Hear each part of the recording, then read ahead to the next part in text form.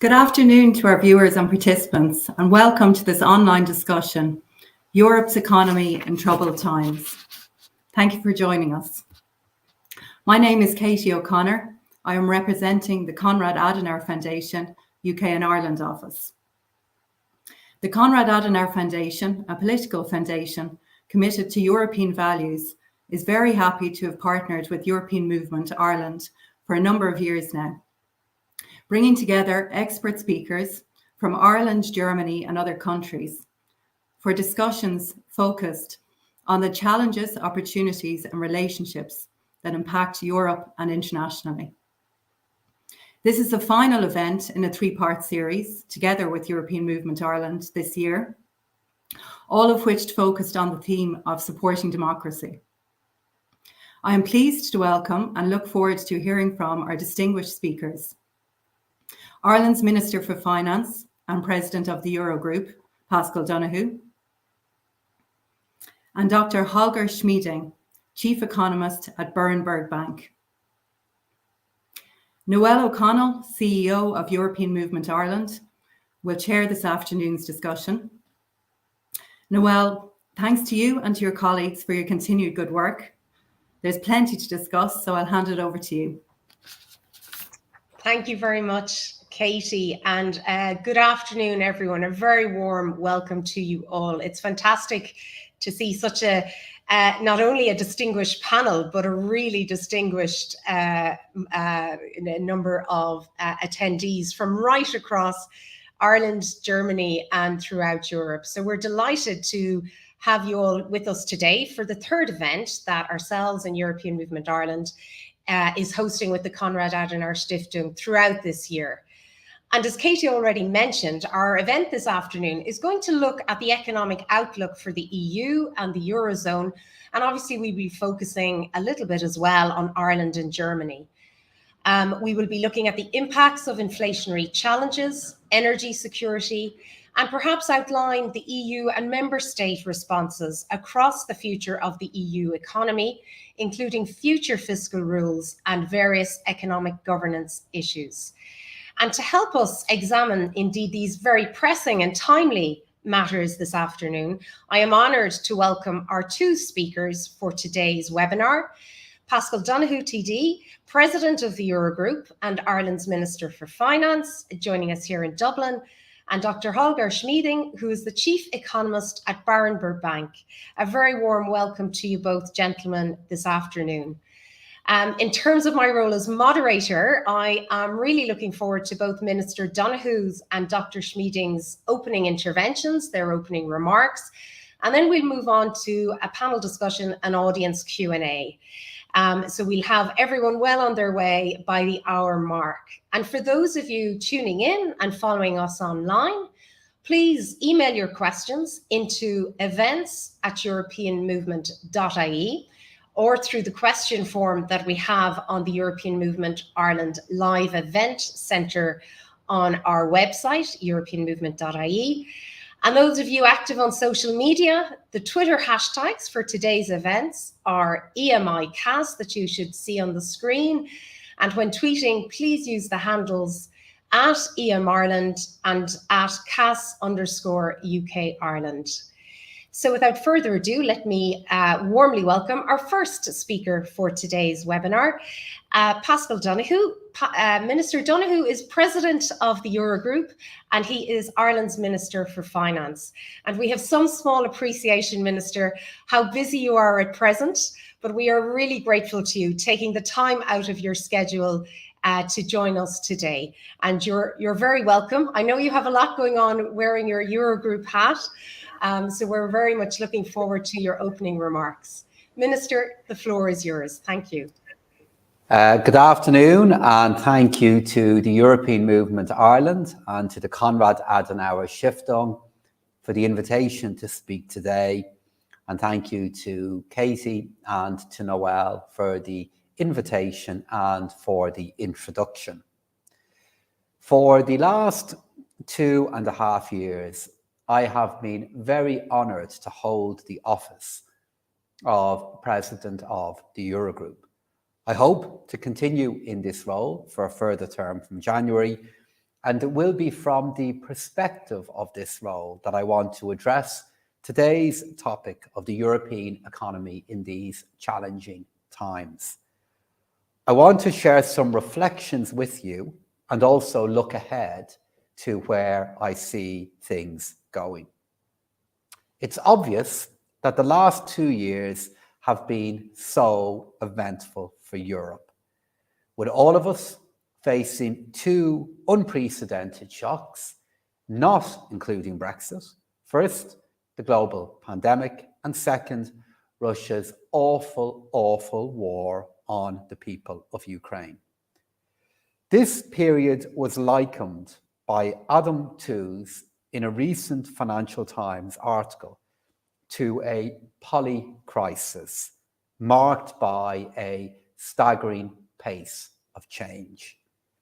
A sober, but I fear apt description.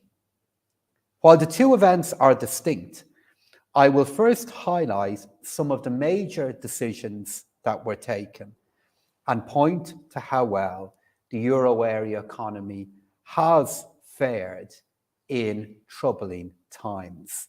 However, I will conclude by looking at some of the key challenges that are coming at us in the next year or so, challenges that we will be discussing in our final Eurogroup meeting of the year on Monday. So, turning to the euro area, we have been hit by 2 severe shocks over the past 3 years. The pandemic initially resulted in a very sharp and negative impact to our economies. However, the economic policy response to the pandemic was fast, powerful, and coordinated. Member states allowed their automatic stabilizers, their tax and social protection systems to operate in full and without delay, and this was supplemented by a new range of discretionary fiscal supports, as well as a wide range of supports for businesses, helped in no small way by the early decision to suspend the fiscal rules in Europe and ease state aid requirements. Furthermore, at a European level and facilitated by the Eurogroup, a range of new supports and safety nets were designed and implemented at speed, including the SURE scheme, a pandemic support line, and of course, Next Generation EU. Now, these measures sent a very clear and very early signal that the response to COVID-19 in Europe would be very different to the response we saw to previous crises. However, these were measures that were very costly, with government budget deficits averaging 6% of GDP in 2020 and 2021, with 12% on average added to debt levels within the economy. All of these actions were complemented and enabled by the monetary policy stance of the European Central Bank, and these policies worked. Once vaccinations reached a critical level and as economies reopened, we saw a rapid and robust rebound in economic activity, with incomes returning to pre-crisis level within 8 quarters. A staggering pace of recovery by any metric. So entering this year, the euro area was in a strong position, but the war in Ukraine changed everything.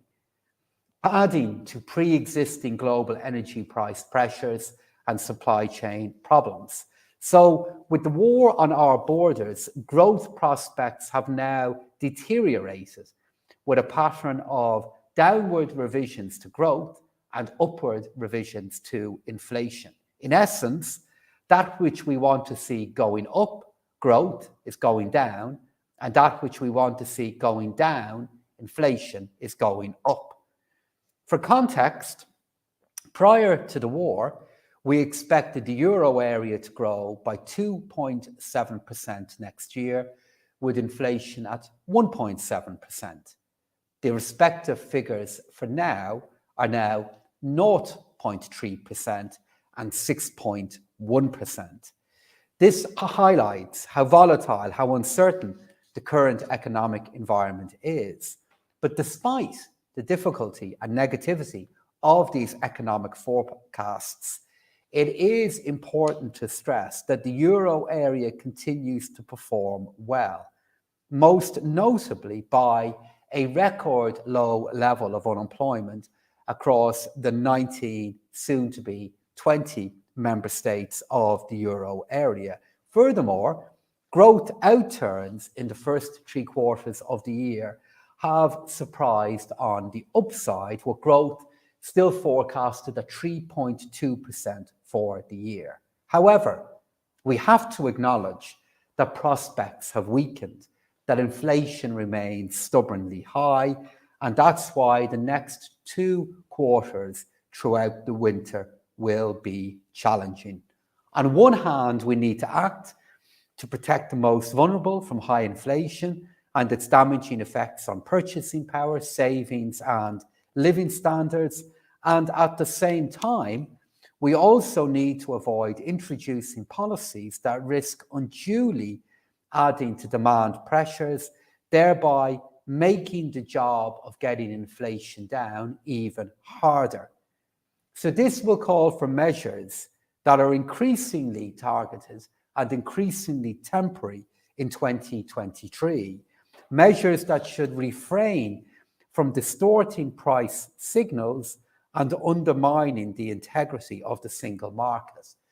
This is the context for budgetary policy in 2023 and beyond. Another factor to consider, and deeply relevant to this, is the economic governance framework, referring to the parameters within which member states should conduct economic policy. This subject will weigh heavily on the agenda of finance ministers over the next number of months as we navigate our way through this policy communique to find common ground and facilitate planning for 2024. Before concluding, I do want to point to another key challenge for Europe, the need for investment, which is both public and private.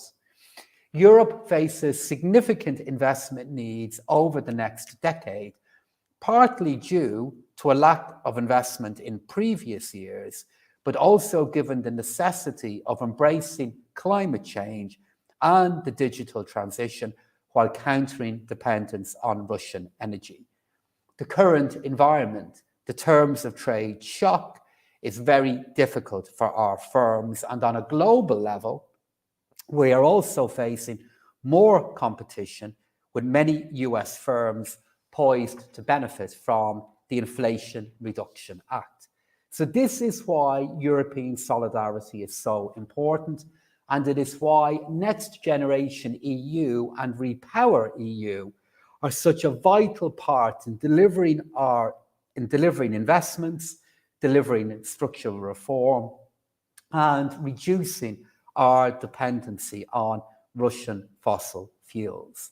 There's so much potential and so much opportunity underlying these projects.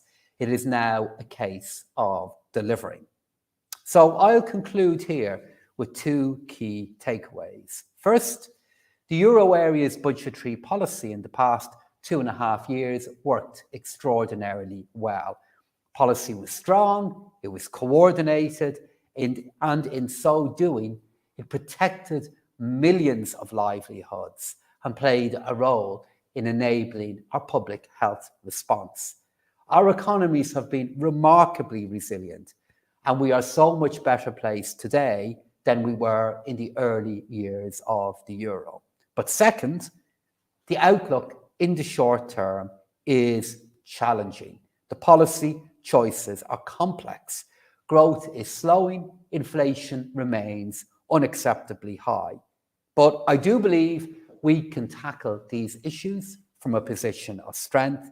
And for all of these reasons, we need to remain vigilant, and our supports will have to remain more targeted and better designed so as not to add to inflationary pressures and the challenges of debt. But these are challenges that we can and we will overcome. Thank you. Thank you very much, Minister, for that tour de force performance and state of play and overview on where we're at and some of the challenges. And I think when you advised on the very stark figures in terms of the decline in growth in the Eurozone and the corresponding increase in inflation, it really puts into sharp focus the challenges that I think the Eurozone is certainly facing. And now I'm delighted to invite our next speaker to take the virtual floor. Dr. Holger Schmieding is the Chief Economist at Berenberg Bank. And I'm really looking forward, Holger, to your remarks and intervention following the Minister. Delighted you're with us, joining us this afternoon. I'm not sure if you're in London or Germany, but a very warm welcome to you. And you have the floor. Thank you, Holger. Thank you very much. Thank you for the invitation and the interest. I'm in Berlin now. This is a map of Berlin, but I was in London last Friday, so I oscillate between the two. I very much agree with the Minister. The outlook for the Eurozone economy for the next 2 quarters is quite challenging. And as to the near-term outlook, I'm even a bit more pessimistic. We are probably already in a significant winter recession. But I also look for an almost V-shaped rebound from the winter recession starting in spring or at the latest in summer. The reasons for the winter recession are obvious. In response to the squeeze on real incomes, consumer confidence has fallen to very low levels. Business confidence is also crumbling, with especially the inflow of new orders and the near-term outlook that businesses give in surveys worsening significantly. Also, the US economy is losing momentum in response to Fed rate hikes, and China is weak. Hence, we look for a significant contraction in GDP in these winter quarters, last quarter of this year, first quarter next year. But once the winter is over, the period of heightened concerns about gas, about energy, I think there'll be a sigh of relief no later than next spring. We will see, probably from March onwards, a significant decline in inflation. The recession will reduce pricing power of companies. Also, the base effects help, as we will, from March onwards, compare still high prices for energy and food with the already high prices of March this year, shortly after the war started. We have a lot of pent-up demand for business investment. Governments are strengthening their plans to invest more. Fiscal policy is supportive. Labor markets will probably be characterized by labor hoarding, no major increase in unemployment despite the recession. And also, come next spring, China may loosen a bit its strict zero COVID policies, and by late next year, the US will get out of its own Fed-engineered recession. So following this winter recession, we can look forward to a significant European rebound, almost as it was the case after the pandemic, down quite a bit, but then up surprisingly strongly. So our forecasts for GDP growth Eurozone for next year are minus 0.6, but for the year thereafter, 2024, plus 2.2. Now, Germany in all this is pretty much, of course, like the rest of the Eurozone, only more so, in the sense that the recession in Germany will be more pronounced than in the average of the Eurozone, simply because Germany is more exposed, both to the energy, the gas risks, its own fault indeed, and because Germany, as a very outward-oriented economy with a lot of manufacturing, gets more of the swing in global manufacturing than the Eurozone average. But we do see signs of optimism for the medium-term outlook.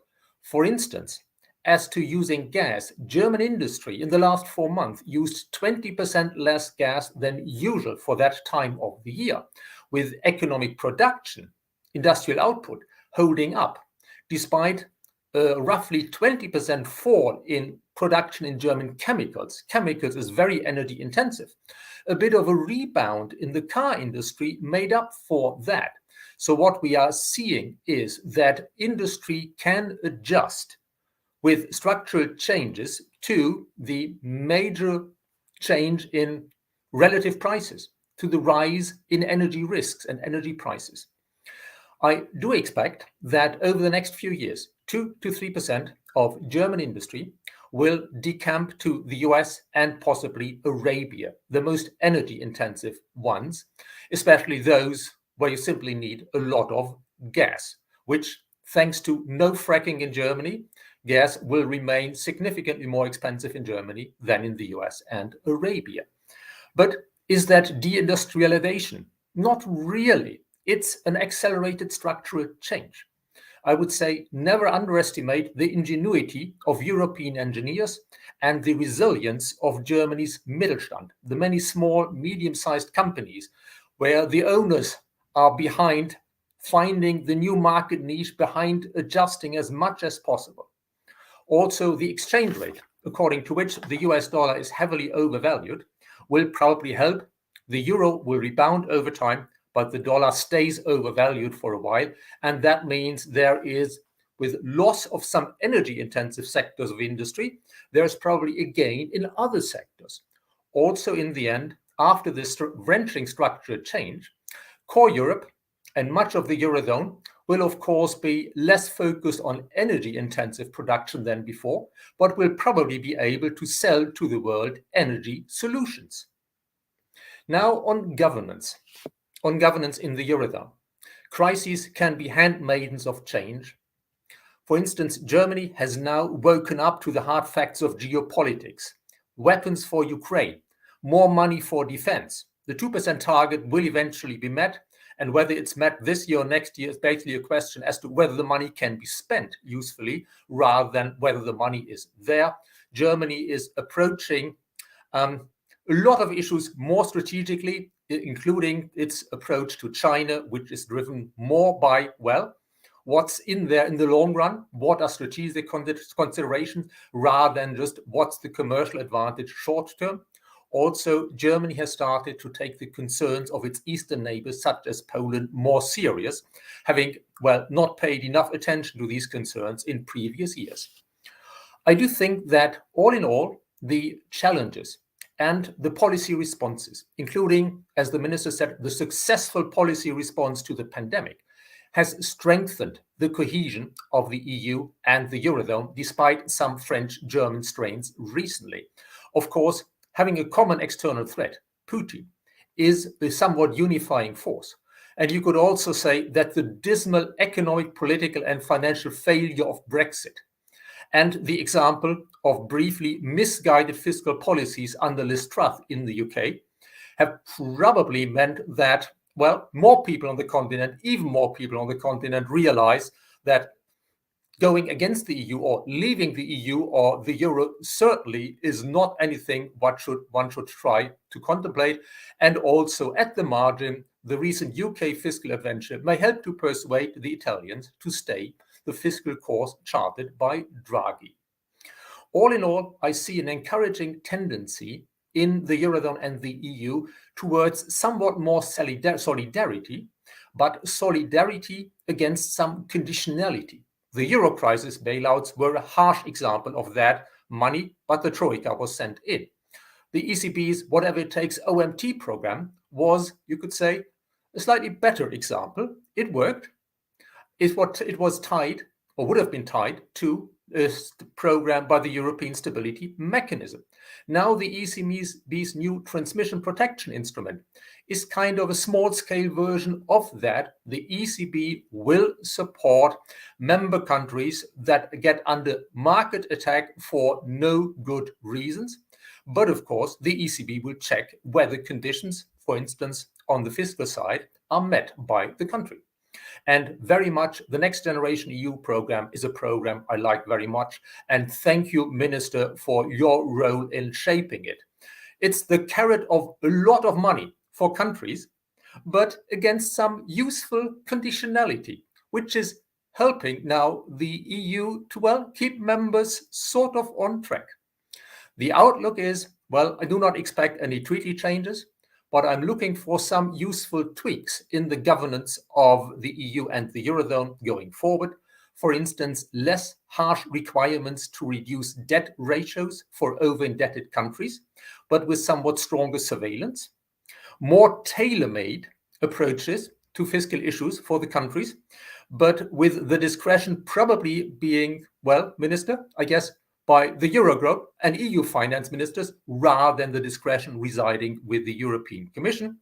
And I look for a stronger role of the European Fiscal Board as a sort of independent watchdog over fiscal affairs. Let me conclude with saying that there are challenges, but all in all, Europe, the EU, the Eurozone are indeed coping not too badly.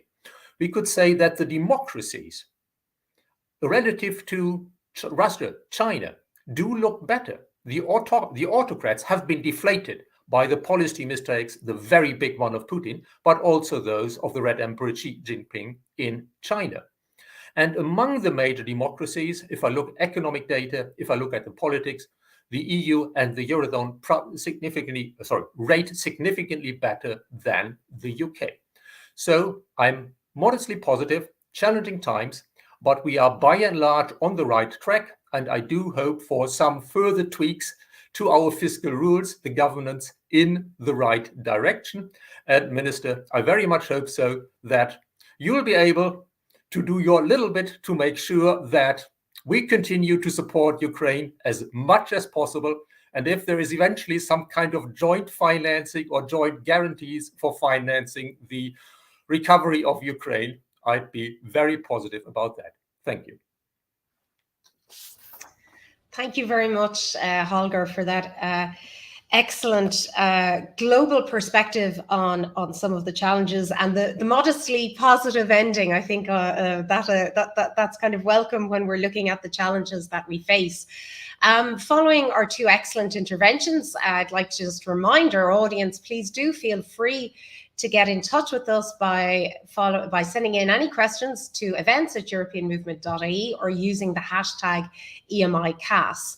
And we have some questions already in for the audience. So I might just pick up, if I may, Minister and Holger, on some of the comments. Minister, you mentioned the impact of the war in Ukraine on the wider EU and Eurozone economy. And the figures are incredibly stark. I just noted them in your intervention, that prior to the Russian invasion of Ukraine, growth was predicted in the Eurozone at 2.7%. Now it's reduced downwards to 0.3%, and inflation had been at 1.7%, has gone up to 6.1%, if I have taken down the figures you mentioned in your speech correctly. And then Holger, you predicted a growth of 2.2% in 2024. Turning to you first, Minister, and then Holger, I might ask for your thoughts and observations on it. What do you see as being the obstacles that we need to overcome to reduce this inflation and bring some of the growth measures back to where we'd all like to be, Minister? So here in Europe, Noel, and I just want to congratulate Holger on his excellent overview of where we stand at the moment. And his case for modest and, I believe, justified optimism regarding our prospects. And to go back to your question, Noel, in Europe, our inflation mix is so heavily influenced by where we are with the price of energy. Now, that has begun to change in some of the more recent data sets in relation to energy, where in relation to inflation, where we can see some signs that inflation is now becoming more broad-based and affecting more parts of our economy. But to deal with your question, what is the factor? that it is most capable of adjusting our high levels of inflation in 2023, it would be an improvement in the pricing of energy and an increase in its affordability. And obviously, the two variables that are capable of influencing that are firstly the status of the war on the people of Ukraine and global developments regarding the use of energy elsewhere, for example, including within China. And then secondly, what policy interventions we can put in place within the European Union that are capable of providing alternative sources of energy or capping some of the more extreme price movements that may take place across next year, while trying to avoid a supply response to an effort to minimize price movements. So I'm afraid none of this is going to be easy. And the factors that are most likely to significantly affect the price of energy are the factors that are globally influenced or caused by the war. But nonetheless, there are things that we can do that can have an effect, and there's much work underway to see if that will be possible as we move into another complex year. Thank you, Minister. Holger, I might ask for your observations on that question. Sorry, you're on mute, Holger. Thank you. First of all, I must say that as to the near term, I'm a bit more pessimistic on the outlook. I expect less real GDP and more inflation for the average of next year than the numbers that the minister has quoted. But I also expect, as I said, a V-shaped rebound from it. So a good summer and a good 2024. As to the broadening of inflation, just one little anecdote. I had a haircut 4 weeks ago, 20% more expensive than before. And I asked why. And my hairdresser said, energy, the heating bill. So much of the broadening of inflation that we are seeing is actually the energy costs moving through the entire production chain, rather than that there is excess demand pulling prices up. What do we need to do to help get inflation down again? First of all, I would say everything that increases energy efficiency is good, which includes getting the fiscal responses, the help for people and companies right, so that the incentives to preserve, the incentives are there to save energy. Secondly, I would say politically, we simply need to stand firm against Putin, so that he does not get the idea Europe's will to support Ukraine may weaken, which might encourage him to go ever more for a longer war, instead of eventually saying to himself, let's cut losses, strike a deal. So standing firm, more fiscal support for Ukraine now, you could say, is probably something that will raise European growth and reduce European inflation over the years thereafter. And ultimately, I fully agree with the minister, fiscal responses are needed.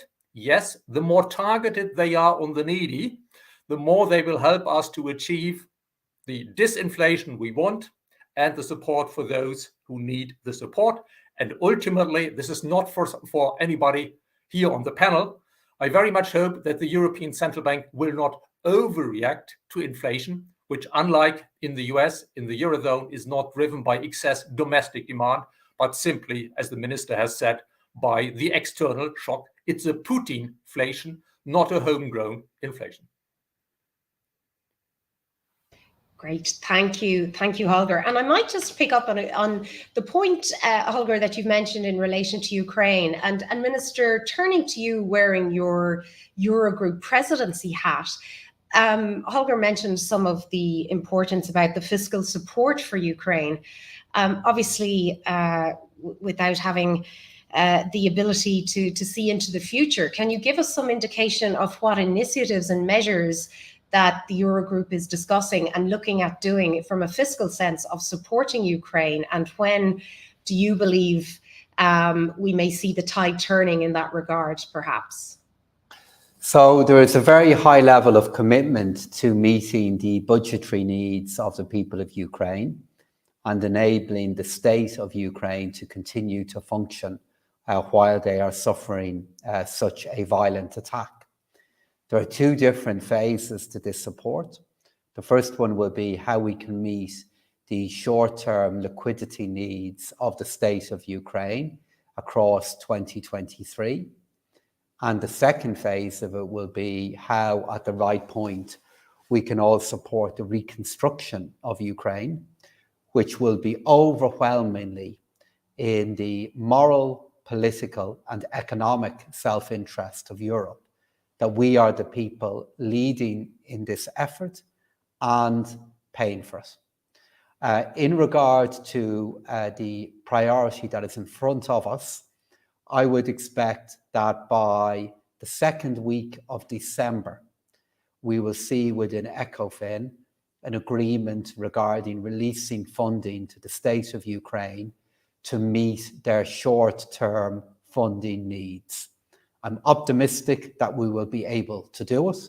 It's been discussed now in all of our recent ECOFIN meetings, but we are talking many, many, many billions of euro. So therefore, even despite the urgency of this request, some care is being taken regarding how the money is released and how we can be confident that it is enough to meet the needs that are there. And I would describe the tone in this debate as wearied, but still determined, because we all realise that whatever challenges we're facing at the moment, they are minor in comparison to what the people of Ukraine are facing, and how it is essential that we lead the way in supporting their growth again as a European country at the right time. Great, thank you, Minister. And Holger, if I may, just continuing that theme, just a question has come in here in relation to Ukrainian possible membership of the EU. We in European Movement Ireland carry out an annual Ireland and the EU poll, which provides a useful barometer of sentiment towards a number of issues pertaining to Ireland's EU membership, which is particularly timely as we mark and celebrate 50 years of the referendum this year and our formal accession on the 1st of January. But we saw in that survey a number of months ago that 65% of people in Ireland wish for Ukraine to become a member of the EU. And I just wonder, Holger, where would that be in Germany, or what is the sense from a German lens, if that isn't too unfair a question to ask you? Well, I don't have numbers on that at hand. I would expect support to be high, but possibly not quite as high as in Ireland on that. And for me, the first priority would be to make sure Ukraine is in the single market, which is what counts for businesses. Ukraine has the potential to follow Poland. Yeah, Ukraine is showing the world what the combination of well-educated, well-qualified Ukrainians with top Western technology can achieve on the battlefield, and I think they can achieve the same on the factory floor. They should be a great location for inward investment to become part of the European supply chains much more than before, once the security situation has settled. So for me, this is the first priority. Tackle that first. Make Ukraine a full member of the common market, including all corruption control on whatever you may think of, and ideally have a better start and a closer look than we had at Romania and Bulgaria when they became members. And then, of course, shortly thereafter, the full process of Ukraine entering other parts of the European Union until they are a full member. But maybe it's because I'm an economist. But in this respect, I think partly to help with the costs of rebuilding, make them a member of the common market as fast as humanly possible. And that would probably also help with concerns that here and there, maybe in Western Europe, about Ukraine being a member. And we have quite a few members already who are sometimes, well, interesting, to put it mildly. Thank you, Holger. And you mentioned, in terms of enlargement as well, Minister, in your address about Croatia becoming the 20th member of the Eurozone from the 1st of January 2023. I might ask you for your thoughts on that, Minister, and also perhaps the expectations and your views on Bulgaria as well joining. I think Holger mentioned them there. So if I could ask you to put back on your Eurogroup president hat. So I think Croatia joining the Euro family from the 1st of January is an enormously positive signal about the Euro and also about the economy of Croatia. And for those of us who have spent time in Croatia, you can see the huge efforts that the government of Prime Minister Plenković have invested in getting ready for Euro area membership. And it is a really important political signal to send out in that part of our European family regarding the role of the Euro and the positive role it can play in supporting economic development. And I am delighted, for example, that Marko, the current finance minister of Croatia, has now joined the Eurogroup as an observer. And I'm looking forward to welcoming Marko to being a full member of the Eurogroup on the 1st of January. It's really a great moment. In relation to Bulgaria, we very much welcome the recent resolution passed by the Bulgarian Parliament regarding their recommitment to joining the Euro area. I think it's also fair to acknowledge, though, that there is a lot of work that is yet to be done. It is important when we are expanding the Euro area that we're all confident that the foundations are in place to ensure that joining the Euro area works for the country that is joining and also adds to the strength of the Euro overall. And we'll work closely with our friends and partners in Bulgaria with regard to that process. There is a lot of work ahead, but I do welcome the recommitment of Bulgaria to that process. Great. Thank you very much, Minister, for that. And Holger, I might ask you, you mentioned it in your speech, and I was interested in picking it up further with you. Obviously, as we all know, students of all things EU, the saying about the Franco-German motor driving the European Union, and you mentioned, or you alluded to perhaps some strains in terms of that relationship. Would you like to expand on that?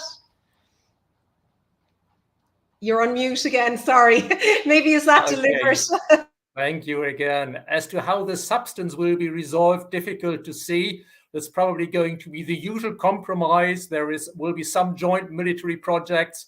There is a clear attempt to come out with a common position on the change of fiscal rules, and probably it will sort of work. Yeah, that is normal. But let me stress, first of all, that strains in German-French relations are not unusual.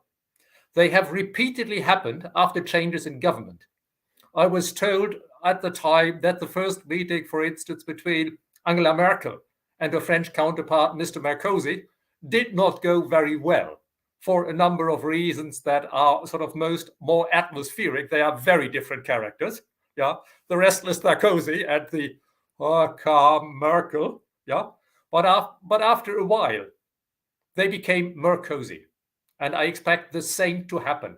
It's not history, it's simply the force of geography, the force of economy, the force of geopolitics, which is forcing the two major countries in economic terms on the European continent to work together, and they will work together.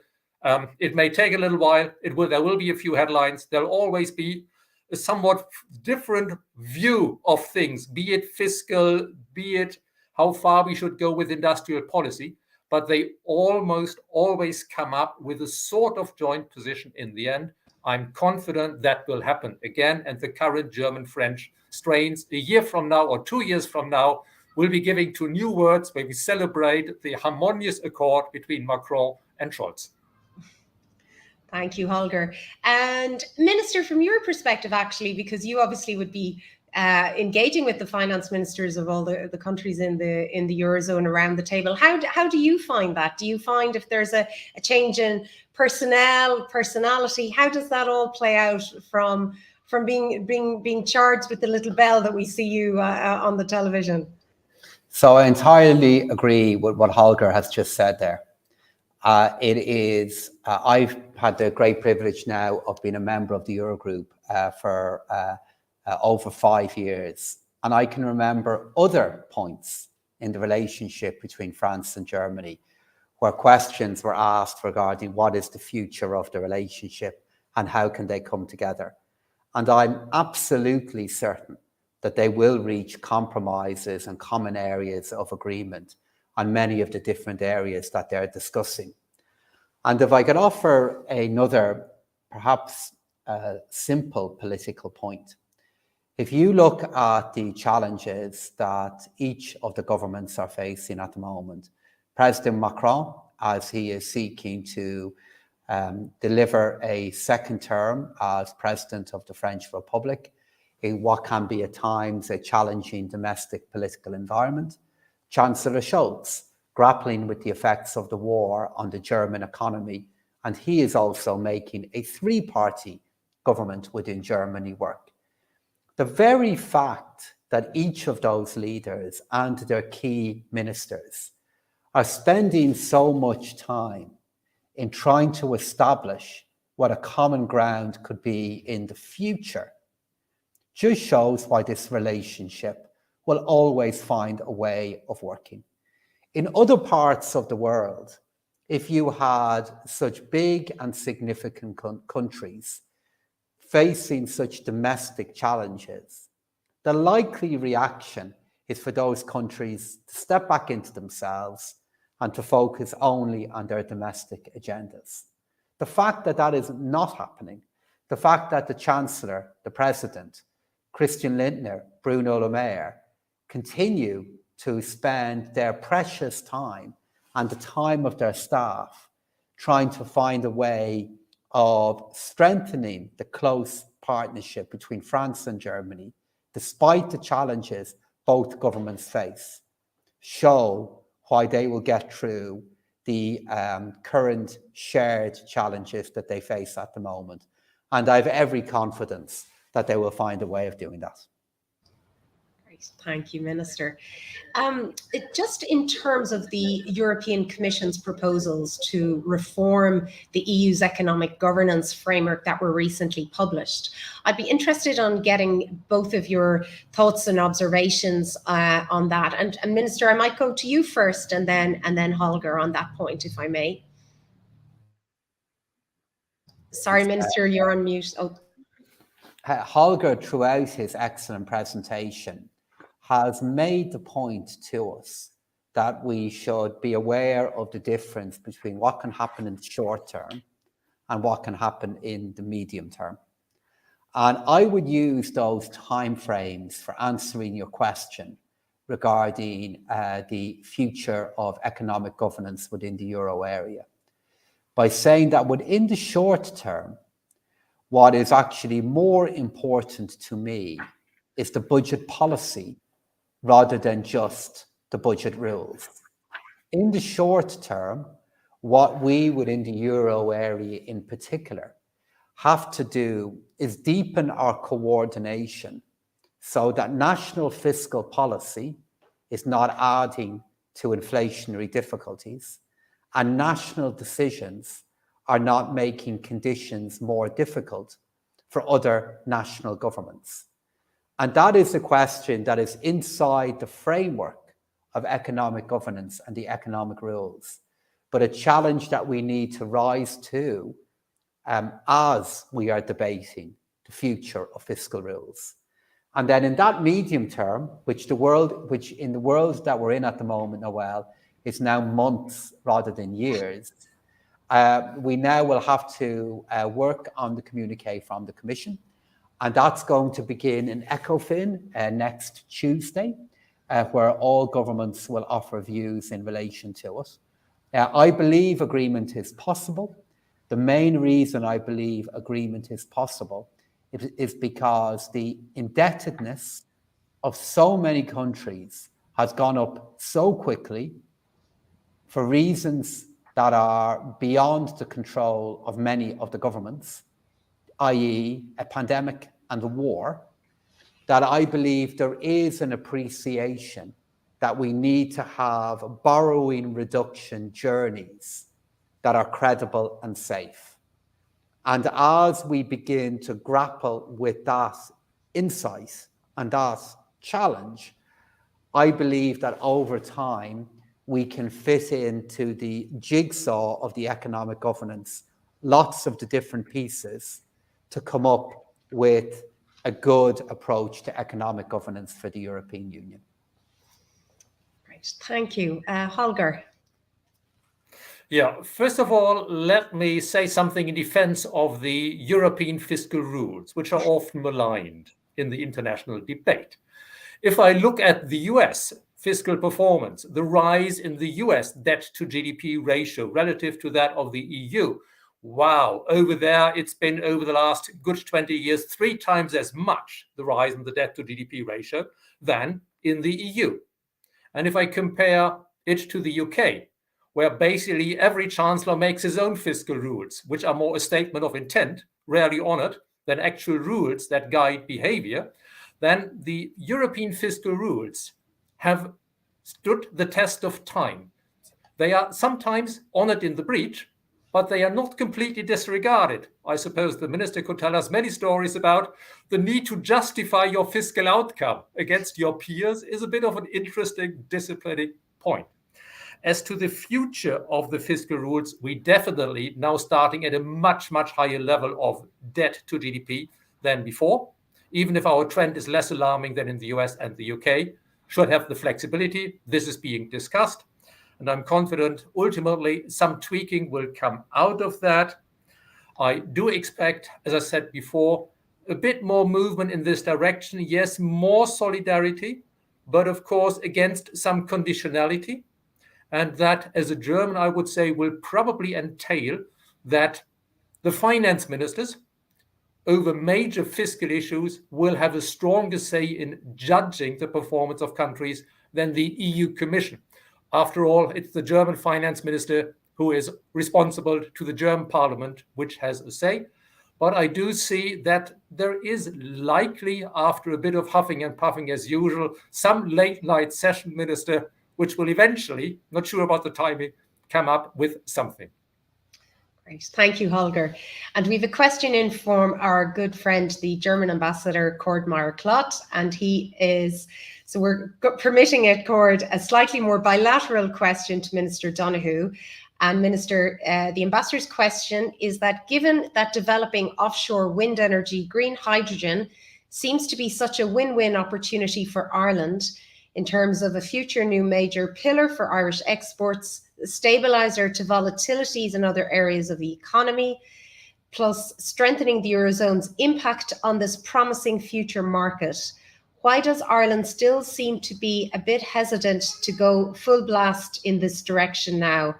Germany and other partners are certainly interested in that, which Dr. Schmieding might be able to confirm. So obviously, Energy Minister, a key part of your speech. Would you mind responding to the ambassador's question?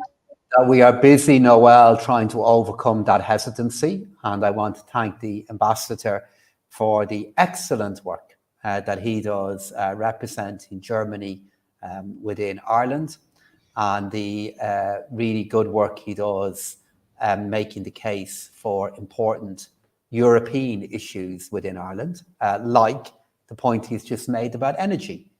So this is a great challenge that we are aware of, and also a gigantic opportunity. What we are now doing is reflecting on how we can make progress on the hydrogen opportunity for the Irish economy, but on the wind opportunity for the Irish economy, we only 2 weeks ago agreed a new framework for offshore wind auctions that I believe will help our economy realise the potential that lies off our shores. Great, thank you, Minister. And one other question coming in here from one of our distinguished board members, Rory Montgomery. And Rory's question, and Holger, I might start with you if I could on this one. Angela Merkel is exaggeratedly, in Rory's view, coming in for considerable criticism over her energy and Russia policies. How does the panel assess her European and domestic economic legacies? Oh, very good question. First of all, I have to say Angela Merkel's energy policy and her Russia policy very much represented what you could call a German consensus. I didn't like it. I would have liked fracking, especially in my home region, the northwest of Germany, Emsland. I did not like the exit from nuclear energy as if Fukushima had been situated on the Upper Rhine rather than in Japan. That was the German response. But it was not Angela Merkel herself. It was she presiding over a consensus. So how do I rate her legacy? She has steered Europe or helped to steer Europe, all in all, not too badly through a number of serious crises. Again, after huffing and puffing, we came up under her stewardship with, well, the help for Greece and other countries. She allowed the ECB to announce the OMT program in the end. She has been very instrumental in this next-gen EU program and the like. So all in all, despite things where I did not agree, I would say by yet large, it is this is real life, never perfect, a sort of favorable legacy, given, say, the political circumstances that we've seen during that time in the US, the political upheaval that we've seen during that time in the UK, that this multi-nation EU and Eurozone has come through all these challenges not too badly, is something for which I would partly credit to her, whatever the criticism in the details, and especially the question as to should we have approached Russia very differently? Should we have listened to Poland much more early on? Thank you, Holger. And I might, Minister, ask you to come in and give you the last word as the clock is against us before I wrap up and make my concluding remarks. Minister, thank you. Thank you, Noelle. So I will refrain from commenting on the national legacy of Chancellor Merkel because Holger is clearly the expert on this, but just to note that her contribution to the European Union was vast. And particularly at moments of great challenge, Chancellor Merkel showed an appreciation of the views of all countries, not just the larger ones, in trying to develop the common ground and agreements that would be resilient and that would hold. And maybe moving on to a final observation from me, if we are in an environment where economic shocks are developing at more frequency than they did between the early 1990s and up to 2008, 2009. Maybe we could also be moving into an environment in which the recoveries from those shocks are quicker and more inclusive than they also were in the past. And I think we all need to reflect, not just therefore on the challenges that a more crisis-full environment can create, but also to reflect on how we can avail of the opportunities that also develop between those shocks. So I want to end on a note of realism, but to say that even in realism, in these hard times, there's still a case for optimism. That's brilliant, Minister. And I think on that very realistically, optimistically note, we might draw this afternoon's proceedings to a conclusion. And if I may extend my heartfelt thanks to our distinguished panel, President of the Eurogroup and Minister for Finance, Paschal Donohoe, and Dr. Holger Schmieding from Berenberg Bank for joining us this afternoon. Outstanding and excellent interventions, I'm sure our audience will agree, and fantastic engagement with our Q&A. You're sharing so generously of your thoughts, your frank and forthright opinions and insights on what are vital issues facing our European Union and indeed our continent at this time against the backdrop of so much uncertainty. We are very grateful to you taking the time to be with us this afternoon. And if I may, Minister, put on my Irish green jersey, sadly not for the World Cup. I know you're a football fan, we're not there yet, but for your upcoming election as Eurogroup President, we obviously in European Movement Ireland as an organisation that champions Irish people at the helm of various institutions, we're obviously rooting for you, Minister, and keeping our fingers crossed and wishing you all the luck and success. So Ganari and Paulat, we hopefully will be celebrating, Minister, next week. And if I may as well, thank you, Holger, for joining us from Berlin. And a big thank you on my own behalf as CEO of European Movement Ireland to our colleagues, Matthias Barner, Katie O'Connor, and all of the Konrad-Adenauer-Stiftung for their support and their engagement, not only for this afternoon's event, which I am sure you will all agree was absolutely excellent, but the entire programme of collaboration and events that we've done throughout 2022. We very much look forward to continuing our collaboration and bringing and sharing that insights and expertise, not only in Ireland and Germany, but across Europe in such a rich and wide-ranging debate. And of course, my thanks as well to my hardworking colleagues here in Team EM Ireland, and to those of you who joined in online, submitted your questions and comments. A very sincere thank you to you all. Until then, hopefully we look forward to seeing you again, and perhaps, Minister, as President of the Eurogroup in 2023, when we mark not only the 50th anniversary of Ireland joining the EEC formally, but also, of course, the 25th anniversary of the Good Friday Agreement. So a busy period ahead. Many thanks to you both, and until we meet again, slán go fóill, auf Wiedersehen.